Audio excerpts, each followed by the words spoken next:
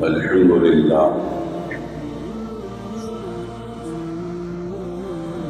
لله الذي أبدع الأفلاك والأرضين، والصلاة والسلام على من كان نبيا وآدم بين الماء والطين، وعلى آله وأصحابه وذرياته وأهل بيته وشهداء ملته وعلماء أمته وأولياء محبته أجمعين. أما بعد، أعوذ بالله من الشيطان الرجيم. بسم الله الرحمن الرحيم. شهر رمضان الذي أنزل فيه القرآن هدى للناس وبينات من الهدى والفرقان، فمن شهد منكم الشهر فليصم، ومن كان منكم مريضا أو على سفر فعدة من أيام أخرى، يريد الله بكم اليسر ولا يريد بكم العسر، ولتكملوا العدة ولتكبروا الله على ما هداكم ولعلكم تشكرون. صدق الله العظيم. قال الله تبارك وتعالى في شأن حبيبه الكريم: إن الله وملائكته يصلون على النبي يا أيها الذين آمنوا صلوا عليه وسلموا تسليما.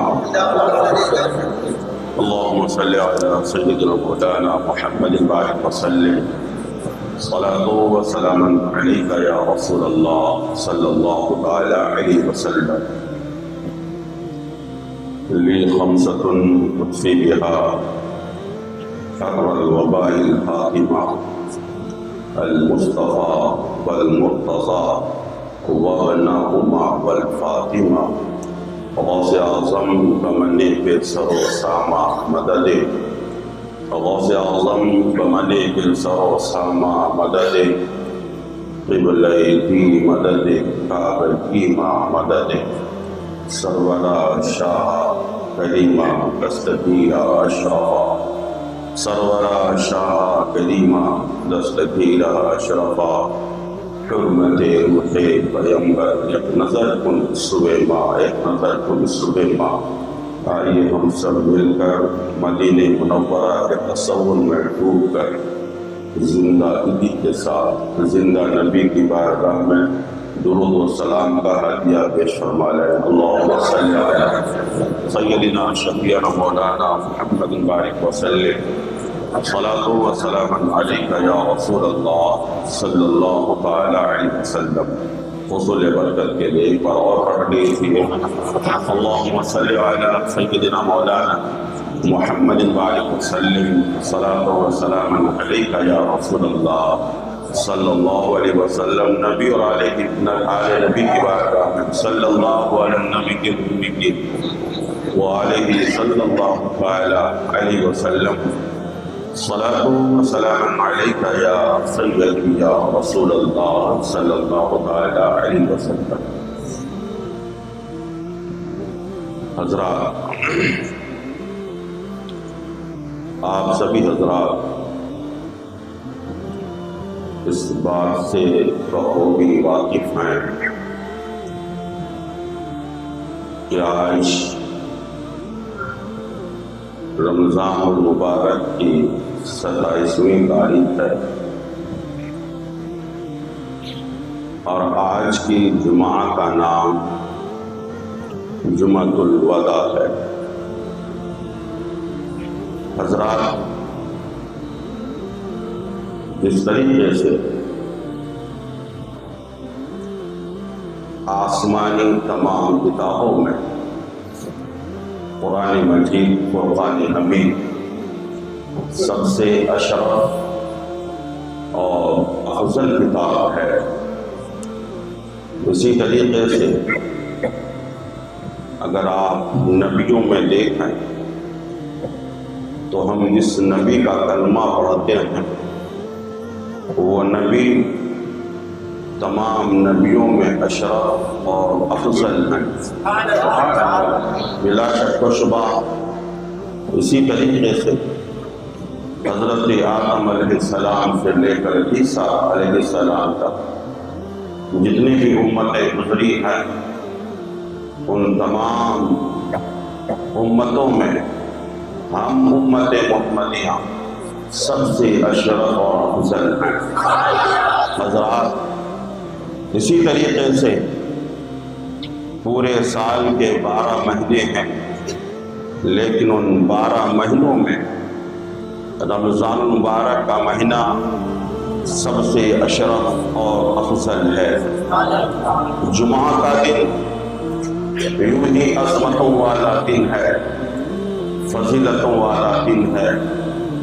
اس کی وجہ یہ ہے کہ جمعہ کے دن حضرت آدم علیہ السلام کی تخلیق ہوئی تھی، آپ کی پیدائش ہوئی تھی، خلق فیہ آدم۔ جمعہ کے دن حضرت آدم علیہ السلام کی ولادت باصعدت ہوئی، تو اللہ تبارک و تعالیٰ نے جمعہ کے دن کو سید الایام بنا دیا، تمام دنوں کا سردار بنا دیا۔ اب آپ ذرا عدل و انصاف کے دامن کو اپنے مضبوط ہاتھوں سے پکڑ کر مجھے بتائیے گا کہ جس دن آدم علیہ السلام کی تخلیق ہوئی وہ دن تمام دنوں میں افضل اور تمام دنوں کا سردار بنا، تو جس دن ہمارے نبی کی ولادت ہوئی، ہمارے نبی کی تشریف آوری ہوئی، اس دن کا عالم کیا ہوگا؟ بلا شک و شبہ وہ دن بھی تمام دنوں سے افضل ترین دن ہے۔ تو جمعہ کا دن بڑا ہی مقدس دن ہے، لیکن عام مہینوں کے جمعہ کے اعتبار سے ماہ رمضان کا جمعہ زیادہ عظمتوں والا ہے، زیادہ برکتوں والا ہے۔ لیکن پورے مقدس مہینے کے جمعوں کے بعد جو آخری جمعہ جمعۃ الوداع ہے، یہ جمعۃ الوداع ان جمعہ کے دنوں سے بھی زیادہ عظیم ترین دن ہے۔ یہی وجہ ہے کہ آج مسجدوں کے اندر دیکھیے گا کہ ہر مسجد اپنی تنگ دامنی کی شکایت کرتی بھی نظر آتی ہوگی، ہر مسجد میں آج جگہ کم پڑتی بھی نظر آتی ہوگی۔ یعنی وہ بندہ جو نماز 5 وقتہ نہیں پڑھتا وہ کم از کم جمعہ کی نماز پڑھتا ہے، لیکن ہمارے معاشرے کے اندر، ہماری قوم کے اندر 1-2% لوگ ایسے بھی ہوں گے، بلکہ شاید کہیں اس سے بھی زیادہ ہو، جو لوگ جمعہ کی نماز بھی نہیں پڑھتے ہیں، لیکن جب جمعۃ الوداع کا دن ہوتا ہے تو جمعۃ الوداع کے دن وہ لوگ بھی نماز پڑھنے کے لیے تشریف لاتے ہیں۔ یہی وجہ ہے کہ جمعۃ الوداع میں ہر مسجد اپنی تنگ دامنی کی شکایت کرتی بھی نظر آتی ہے، جگہ میں گنجائش کم ہوتی ہے، پھر دنیا دیکھتی ہے تو دیکھ کر حیران و ششدر رہتی ہے کہ مسلمانوں کی تعداد کتنی زیادہ ہے۔ میں کہنا چاہتا ہوں آپ کو کسی اور پاور کا استعمال کرنے کی ضرورت نہیں، صرف اور صرف اگر آپ نمازوں میں اسی طریقے سے بیدار ہو کر اپنی بیدار ایمانی کا ثبوت دیتے ہوئے آپ ہر وقت نمازوں میں حاضر ہو جایا کریں، تو جتنا کسی کا میزائل اور توپ کام نہیں کرے گا، کہیں اس سے زیادہ ہم مسلمانوں کی تعداد دیکھنے کے بعد لوگ ڈرتے ہوئے اور سہمتے ہوئے نظر آئیں گے۔ پھر وہ یہ سوچیں گے کہ بلا شک و شبہ اب مسلمان بیدار ہو چکا ہے، مسلمان جاگ چکا ہے، مسلمان اپنے نیند کے غفلت کی نیند سے بیدار ہو چکا ہے۔ میرے محترم بزرگوں دوستو، آج کا جمعہ یہ جمعۃ الوداع ہے۔ مثال کے طور پر اگر کسی دوست کی آمد ہوتی ہے، اس دوست کی آمد پر ہم خوشی مناتے ہیں، لیکن اگر وہ دوست ہمارا حقیقی دوست ہو، ہم صرف زبانی خرچ سے اسے دوستی کا دعویٰ نہ کریں، بلکہ حقیقی معنی میں ان سے اگر ہم دوستی کر رہے ہوں گے تو وہی دوست جب ہم سے رخصت پذیر ہوتا ہے، ہم سے جدا ہوتا ہے، فرقت کی گھڑیاں قریب ہو جاتی ہیں، تو وہ دوست کی یاد ہمیں ستانے لگتی ہے کہ آج ہمارا ایک مخلص دوست ہم سے جدا ہونے والا ہے، ہم سے بچھڑنے والا ہے، ہم سے فرقت پانے جانے والا ہے، الگ ہونے والا ہے۔ میرے محترم بزرگوں دوستوں، اسی طریقے سے ہم جب اپنی بچیوں کا نکاح کرتے ہیں، عقد کرتے ہیں، ان کی شادی کرتے ہیں، پورا خاندان، پورے محلے والے، پورے رشتے دار خوشیاں مناتے ہیں، لیکن اللہ نہ کرے اگر اسی بچے کا اگر طلاق کی نوبت آ جاتی ہے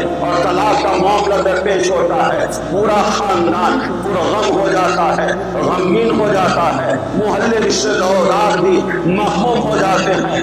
اسی طریقے سے میں آپ سے کہنا چاہتا ہوں، جب ماہ رمضان کا چاند نمودار ہوا تھا، ہر ایماندار مسلمان خوشیاں منا رہا تھا، کیونکہ وہ مقدس مہینہ ہمارے بیچ جلوہ افروز ہونے والا ہے، جس مقدس مہینے کی ہر گھڑی میں نیکیاں ملتی رہتی ہیں اور ہر گھڑی عبادت میں گزرتی رہتی ہے۔ مثال کے طور پر حج کے دنوں میں کچھ دن ایسے ہیں جن دنوں میں ہمیں نیکیاں ملتی ہیں، قربانی کے دنوں میں کچھ دن ایسے ہیں جن میں ہمیں نیکیاں ملتی ہیں۔ اسی طریقے سے اگر آپ شب معراج میں لے لیں تو ایک رات ایسی ہے جس رات ہمیں ثواب زیادہ ملتا ہے، شب بارات کا بھی وہی حال ہے۔ لیکن اے مسلمانوں، میں قربان جاؤں ماہ رمضان کی عظمت پر، ماہ رمضان کے تقدس پر، ماہ رمضان کی پاکیزگی پر، ماہ رمضان کی عفت پر، ماہ رمضان کی برکت پر، ماہ رمضان کے فیوز کے اوپر کہ یہ ماہ رمضان کی آمد ہوتی ہے، مسلمانوں کی ہر ساعت عبادت میں گزر رہی ہے، ہر گھڑی نیکی میں گزر رہی ہے، فجر کی نماز پڑھ رہا ہے، نیکی میں گزر رہی ہے، فجر کے بعد جب بستر پر تھوڑی دیر آرام کرنے کے لیے لیٹ جاتا ہے، بستر پر سونا یہ بھی عبادت ہے، کام میں جا رہا ہوتا ہے، کام کرنا یہ بھی عبادت ہے، ظہر کی نماز کے لیے آنا یہ بھی عبادت ہے، ظہر کے بعد پھر اپنے کام میں لگ جانا یہ بھی عبادت ہے، پھر عصر کی نماز یہ بھی عبادت ہے، عصر کے بعد اب مغرب کی افطاری کے لیے تیاری کرنا یہ بھی عبادت ہے۔ معلوم یہ ہوا کہ یہ مقدس مہینہ اتنا عظیم و شان مقدس مہینہ تھا کہ اس میں افطار کرنا بھی عبادت ہے، سحری کرنا بھی عبادت ہے، نماز پڑھنا بھی عبادت ہے، تلاوت کرنا بھی عبادت ہے، تراویح پڑھنا بھی عبادت ہے۔ حضرات، وہی مقدس مہینہ آج ہم سے اور آپ سے رخصت پذیر ہونے والا ہے۔ کیا معلوم، مجھے نہیں معلوم کہ آج ہزاروں کی تعداد میں مسجد ویسے کرنے کے اس وسیع اور عریض صحن میں لوگ جمعہ کی نماز ادا کرنے کے لیے تشریف لائے ہوں گے۔ میں دعا کرتا ہوں اللہ سب کو لمبی عمر عطا فرمائے، لیکن گارنٹی یہی ہے، اس بات کی کوئی ضامن نہیں بن سکتا، ضمانت نہیں لے سکتا۔ کیا معلوم آج میں آپ کے سامنے اس محراب رسول پر کھڑے ہو کر مائک کے سامنے آپ سے محض گفتگو ہو رہا ہو، کیا معلوم ہماری زندگی وفا کرے گی کہ نہیں کرے گی، پھر اگلے سال کا ماہ رمضان اور یہ جمعۃ الوداع کا پرحسین موقع ہمیں فراہم ہوگا کہ نہیں ہوگا، نہ کوئی گارنٹی لے سکتا ہے، نہ کوئی ضمانت دے سکتا ہے۔ اس لیے اے سنی مسلمانوں، آج میں اپنا دامن پھیلا کر آپ کی آخرت کے لیے آپ سے بھیک مانگنا چاہتا ہوں اور سوال کرنا چاہتا ہوں کہ آج اس جمعۃ الوداع کے موقع پر آپ اپنے گناہوں سے صرف دل کے ساتھ توبہ کر لیجئے۔ اگر کوئی شراب پی رہا ہو، میرا وہ بھائی شراب پینے سے توبہ کر دے۔ اگر کسی کو بیئر بار میں جانے کی عادت ہو، بیئر بار میں جانے سے آج کے دن وہ توبہ کر دے کہ اب کبھی نہیں جاؤں گا۔ اگر چیلم پی رہا ہو، ڈرگس کا استعمال کر رہا ہو، نشے کا استعمال کر رہا ہو، شراب پی رہا ہو، نشاور دوائیوں کا استعمال کر رہا ہو، لوگوں کی غیبت جیسی بیماری میں مبتلا ہو، زنا کا عادی بن چکا ہو،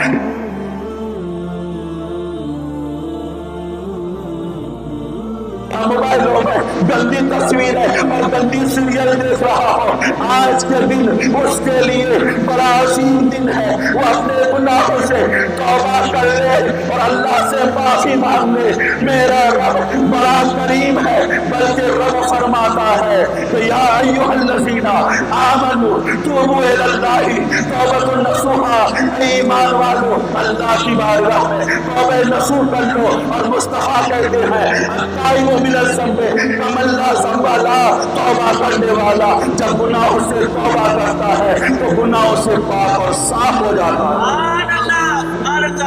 حضرات مجھے بڑا افسوس ہو رہا ہے، یہ ہمارا تلخ تجربہ ہے کہ دیکھیے گا جو ہی یہ ماہ رمضان ہم سے رخصت پذیر ہو جائے گا، یہ ہماری مسجد پھر ہوئی کچھ نمازیوں کو لے کر آباد ہوتی ہوئی نظر آئیں گی، یہ مسجد کا صحن ویران نظر آئے گا۔ مسلمان یہ جملہ میں بڑی ذمہ داری کے ساتھ آپ کے سماعتوں کے دہلیز تک پہنچانے کی کوشش کر رہا ہوں۔ یاد رکھیے جو اللہ کا گھر آباد کرے گا اللہ اس کے گھر کو آباد فرمائے گا، لیکن جو اللہ کے گھر کو ویران کرے گا، اگر وہ یہ چاہے کہ میں اللہ کا گھر ویران کر کے میں اپنا گھر آباد کر لوں گا، اللہ کی قسم اٹھا کر کے رہا ہو اس کا گھر کبھی آباد نہیں ہو سکتا۔ میرے محترم بزرگوں دوستو، ایک بات آپ مجھ سے بتائیے کہ بندہ جب کھاتا پیتا رہتا ہے اس کے چہرے کی حشاشیت اور بشاشیت اس کی خوبصورتی کی طرف دلالت کرتی ہے کہ بڑا خوبصورت ہے، لیکن وہی بندہ اگر 2-4 دن کھانا پینا چھوڑ دے اس کے چہرے کی رونق ختم ہو جاتی ہے، چہرے کا حسن ختم ہو جاتا ہے، چہرے کا نخار ختم ہو جاتا ہے، چہرے میں وہ شادابی کرنے ہمیں نظر نہیں آتی، چہرے کی حشاشیت و بشاشیت کا جنازہ نکل جاتا ہے۔ اے ویسے کرنی میں نماز پڑھنے والے غیر مسلمانوں، میں آپ سے پوچھنا چاہتا ہوں، ذرا مجھے آپ ایمانداری سے بتائیے گا کہ ماہ رمضان میں مسجد کی رونق بڑھتی ہے کہ نہیں، مسجد کا حسن بڑھتا ہے کہ نہیں؟ نہیں بڑھتا ہے تو بولو نہ، بولنے میں شرماتے کیوں ہو؟ مسجد کی رونق بڑھ جاتی ہے، مسجدوں کا نکھار بڑھ جاتا ہے، مسجدوں کا حسن بڑھ جاتا ہے۔ میں نے کہا کیا اور دنوں میں مسجد کی الگ کنڈیشن ہوتی ہے اور ماہ رمضان میں مسجدوں کی کنڈیشن بدل جاتی ہے، کیا مسجد کی در و دیواریں بدل دی جاتی ہیں؟ جواب ملے گا نہیں، وہی در و دیواریں ہیں، وہی رنگ و روشن ہے، وہی ساری چیزیں ہیں۔ پھر مسجد کا حسن بڑھتا کیسے ہے، مسجد کے اندر بہار اور نکھار کیسے پیدا ہوتی ہے؟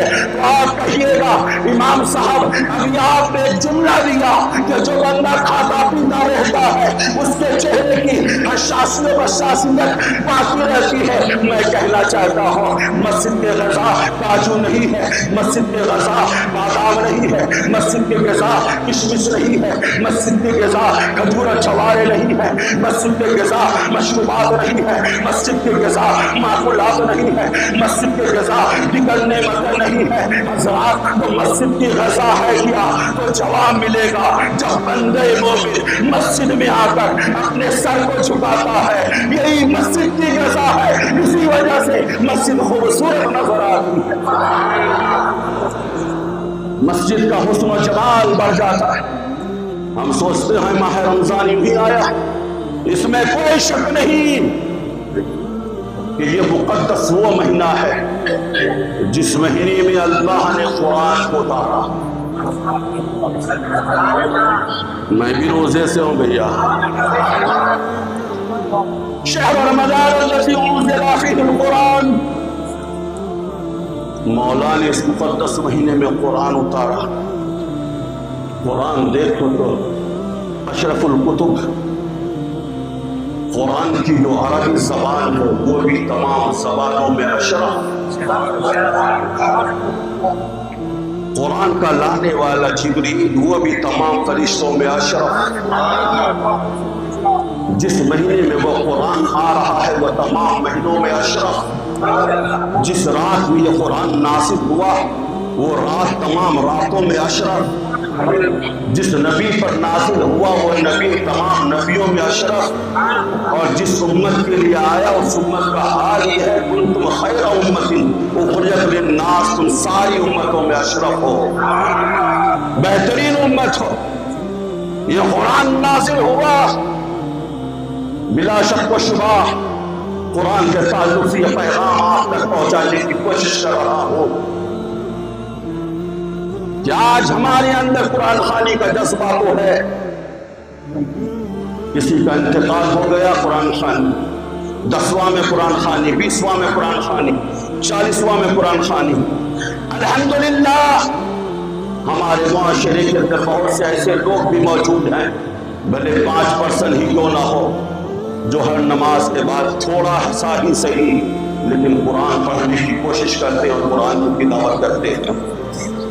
قرآن خوانی ہے ہمارے اندر، قرآن پڑھنے کا جذبہ ہے ہمارے اندر، لیکن قرآن فہمی کا جذبہ نہیں ہے، قرآن کو سمجھنے کا جذبہ نہیں ہے۔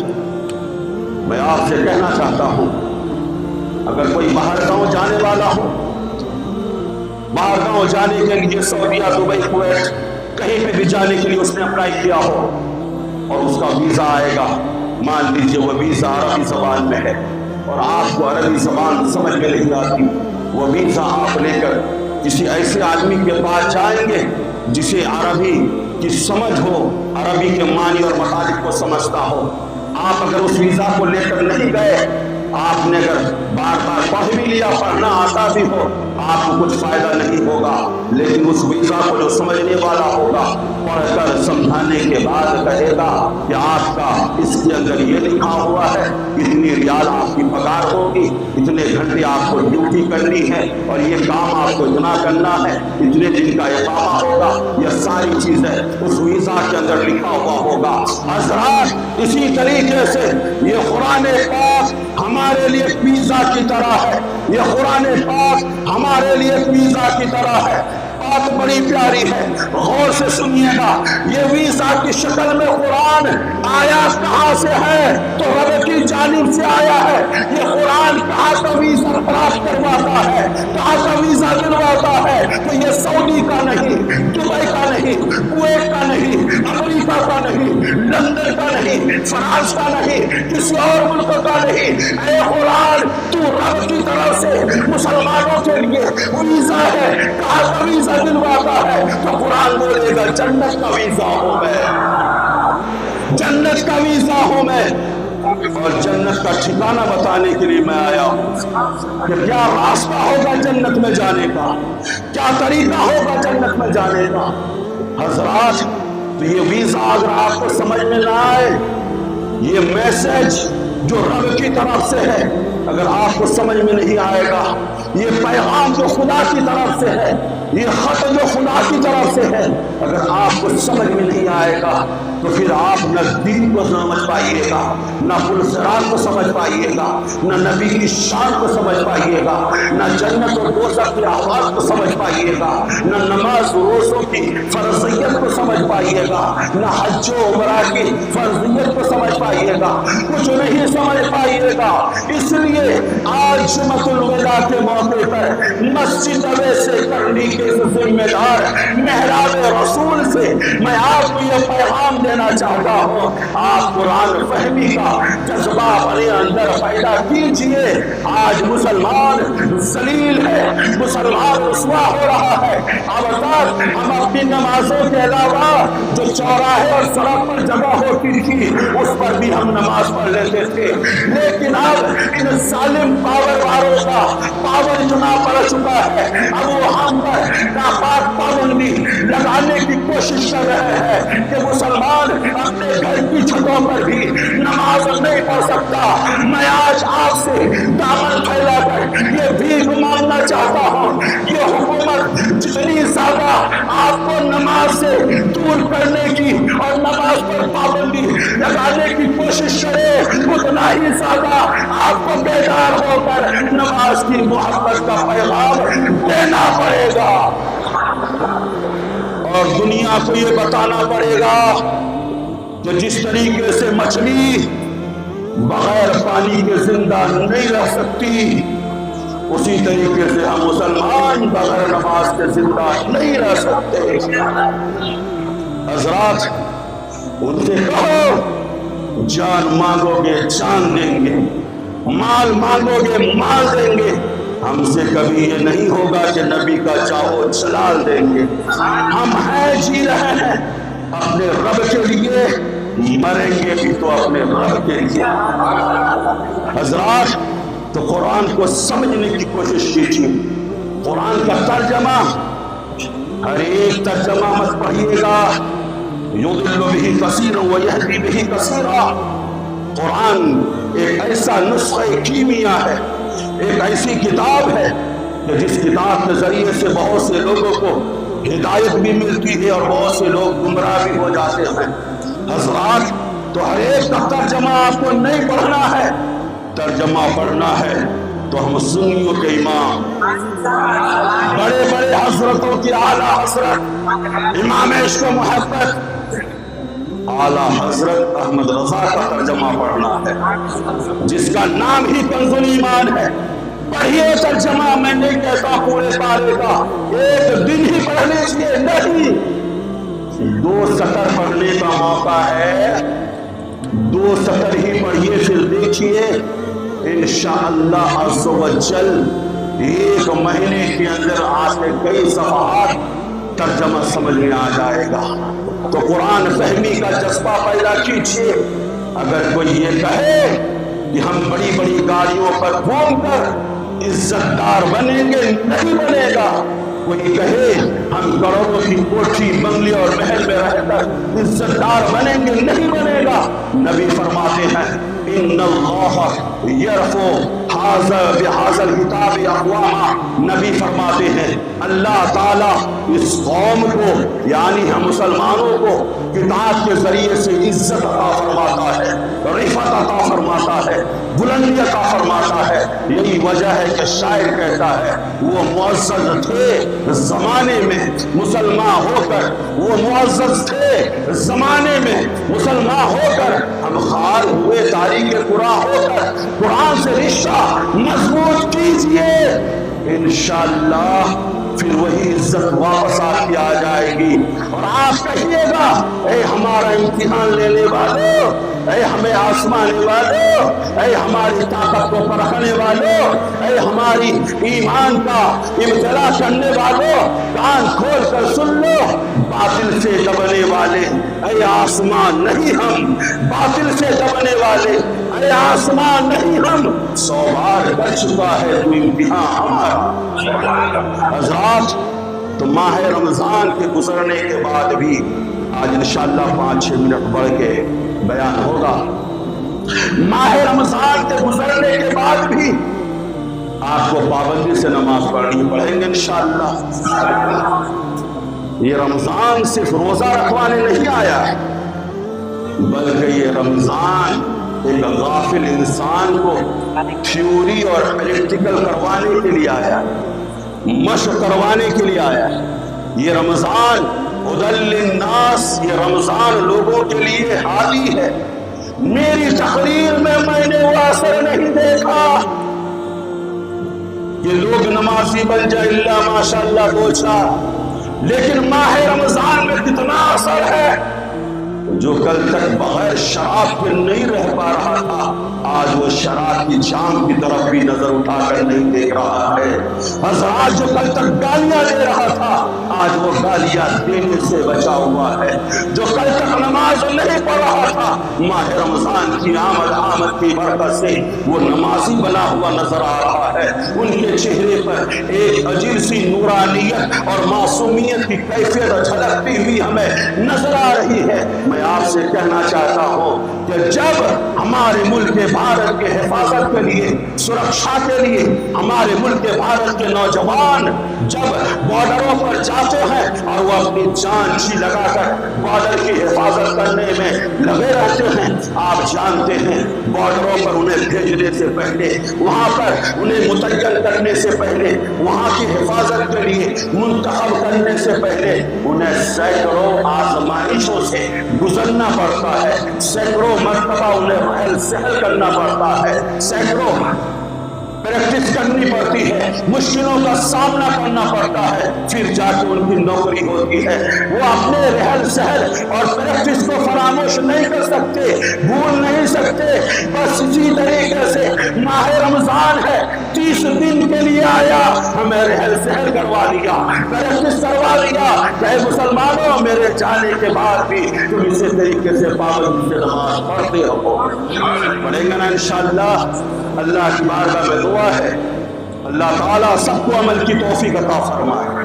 حضرات، اللہ نے چاہا تو پیر کو عید ہوگی، یا اس کا زیادہ کرم ہوا، کرم بالائے کرم، تو پیر کے بجائے انشاءاللہ منگل کو عید ہوگی۔ منگل کو کوئی نہیں روک پائے گا، ہوگی ہی ہوگی۔ تو ہماری مسجد اویس کرنی میں انشاءاللہ عز و جل عید کی جماعت ٹھیک 8:30 بجے کھڑی ہوگی انشاءاللہ، اور اللہ نے چاہا میں زندہ رہا تو 1 گھنٹہ پہلے بیان شروع کر دوں گا۔ آپ لوگ کثیر تعداد میں تشریف لائیے، لیکن عید کے دن آپ کو نکلنا ہے نہا دھو کر، مسواک کر کے، اپنی آنکھوں میں سرما لگا کر کے، عطر لگا کر کے، ناخن وغیرہ کٹوا کر کے، اور نئے کپڑے نہ ہوں تو پرانے کپڑوں کو اچھے سے صاف ستھرا کر کے آپ کو اپنے گھروں سے نکلنا ہے۔ کچھ میٹھی چیز یا پھر اتنی جلدی اگر شیر خورما تیار نہ ہوا ہو تو کھجور ہی صحیح کھا کر نکلنا ہے۔ چوراہوں پر اللہ فرشتوں کو متعین فرما دیتا ہے آپ کی حفاظت اور آپ کی نگرانی کے لیے اور آپ کی گواہی کے لیے۔ تو قرآن نے کہا وَلِتُكَبِّرُوا اللَّهَ، ہم اللہ کی تکبیر بیان کریں۔ جب گھروں سے نکلیں تو ہم تکبیر پڑھتے ہوئے نکلیں۔ کیا تکبیر پڑھیں گے؟ سب لوگ پڑھیے، اللہ اکبر، اللہ اکبر، لا الہ الا اللہ، واللہ اکبر، اللہ اکبر وللہ الحمد، اللہ اکبر، اللہ اکبر، لا الہ الا اللہ، واللہ اکبر، اللہ اکبر وللہ الحمد، اللہ اکبر، اللہ اکبر، لا الہ الا اللہ، واللہ اکبر، اللہ اکبر وللہ الحمد۔ کوئی پیغام لے کر آئے ہیں؟ اس کی جماعت ہوگی۔ اچھا، جمعہ میں؟ اچھا، دیکھیے ماشاءاللہ ہماری تعداد کتنی زیادہ ہے۔ اس کے بعد بھی انشاءاللہ دوسری جماعت ہوگی، آپ لوگ پھر دوسری جماعت میں مت پڑھیے، ہے نا، جن لوگوں کی نماز نہیں ہوگی وہ لوگ پڑھیں گے۔ تو یہ تکبیر پڑھتے پڑھتے آپ کو نکلنا ہے انشاءاللہ۔ ہمارا مذہب رب کی کبریائی بیان کرنا سکھاتا ہے، کسی کے عبادت گاہوں کے سامنے جا کر غلط نعرہ بازی کرنا نہیں سکھاتا۔ مجھے امید ہے انشاءاللہ آپ میری باتوں پر ضرور عمل کریں گے۔ اب میں عرض یہ کرنا چاہتا ہوں کہ آپ لوگ کھڑے ہو جائیے اور صفحے درست کر لیجیے۔ صفحے درست کرنے کا بہترین طریقہ کندھے سے کندھا ملا لیجیے، تاکہ مسجد کے اندر کندھے سے کندھے ملائیں تو باہر جا کر بھی ایک مسلمان دوسرے مسلمان کے ساتھ کندھے سے کندھا ملا